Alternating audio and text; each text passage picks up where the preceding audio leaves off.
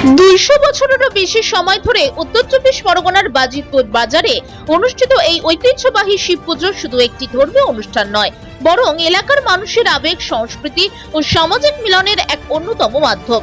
প্রজন্মের পর প্রজন্ম ধরে চলে আসা এই পুজো আজও সমানভাবে গুরুত্ব বহন করছে স্থানীয়দের কাছে। নীল পুজোর দিন ঠাকুর আনার মধ্য দিয়ে শুরু হয় এই উৎসব।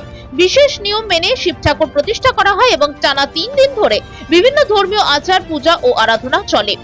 এই সময় ভক্তরা উপোস থেকে পুজো দেন এবং মানত পূরণের আশায় শিবের মাথায় জল ঢালেন। অনেকেই দূর দূরান্ত থেকে পায়ে হেঁটে বা বিভিন্ন যানবাহনে করে এখানে আসেন, যা এই পুজোর জনপ্রিয়তার প্রমাণ। 5 দিন ব্যাপী মেলাকে কেন্দ্র করে পুরো এলাকা জুড়ে উৎসবের পরিবেশ তৈরি হয়। খেলনার দোকান, মিষ্টির স্টল, ফাস্টফুড থেকে শুরু করে নিত্য প্রয়োজনীয় জিনিসপত্র সবই পাওয়া যায় এই মেলায়। শিশু থেকে বয়স্ক সব বয়সের মানুষের জন্যই এখানে থাকে আলাদা আকর্ষণ। সন্ধ্যা নামতেই আলোয় সেজে ওঠে মেলা প্রাঙ্গণ, আর মানুষের কোলাহলে মুখরিত হয়ে ওঠে চারপাশ। শৃঙ্খলা বজায় রাখতে স্বেচ্ছাসেবকরা দিনরাত কাজ করেন।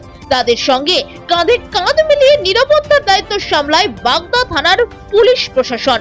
সব মিলিয়ে বাজিতপুরের এই শিব পুজো কেবল একটি ধর্মীয় আচার নয়, এটি এক বৃহৎ সামাজিক ও সাংস্কৃতিক উৎসব, যা মানুষের মধ্যে ঐক্য, ভ্রাতৃত্ববোধ এবং বিশ্বাসের বন্ধনকে আরো দৃঢ় করে তোলে।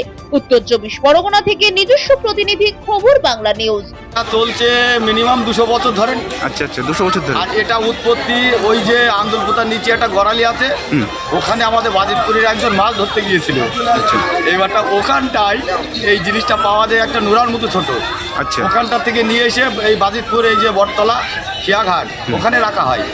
রাখার পরে ওটাকে ওই মোষে গায়ে পা দেয়, দিলে পরে ওখান থেকে নিয়ে চলে যাওয়া হয় কুচোমুড়ায়। ঠিক আছে, কুচোমুড়া গ্রাম থেকে আবার নিয়ে আসা হয় আমাদের গ্রামের রাধা গোবিন্দ হালদারের বাড়িতে। ওখানে রেখে দেওয়া হয় গোলার তলায়। সেখান থেকে বলে যে আমি এখানে থাকবো না, আমার অমুক জায়গায় রেখে আয়, অর্থাৎ সিন্দানি বাউরে ওখানে রেখে ওখানটার থেকে তুলে, হ্যাঁ, তারপরে ওখানটার থেকে তুলে মানে আমাদের এখানে নিয়ে আসা হবে নীল পুজোর আগের দিন। নিয়ে এসে নীল পুজোর দিন এখানে পৌঁছাবে ঠাকুর। পৌঁছানোর পরে মনে করো সন্ন্যাসীরা এবং গ্রামবাসী সকলে মিলে এটাকে পুজো করা হবে। পুজো হচ্ছে 2 তারিখ পর্যন্ত। আচ্ছা, 2 তারিখে রাত 11টার পরে ঠাকুরটা বের করে নিয়ে চলে যাওয়া হয়। মেলাটা আরও 5 দিন থাকে। আচ্ছা, মেলা 5 দিন থাকে। হ্যাঁ, এখানে প্রশাসনিক সহযোগিতা কেমন? প্রশাসনিক সহযোগিতা আমাদের ভালোভাবে পাই আমরা, কোনো অসুবিধা হয় না। এই জায়গাটার নাম কি? এই জায়গাটার নাম বাজিতপুর, মালিপোতা অঞ্চল, বাগদা থানা। বাগদা থানা কোন জেলার মধ্যে? এটা 24 পরগনা জেলা। আপনার নাম? আমার নাম প্রদীপ হালদার। আপনি পুজো কমিটির?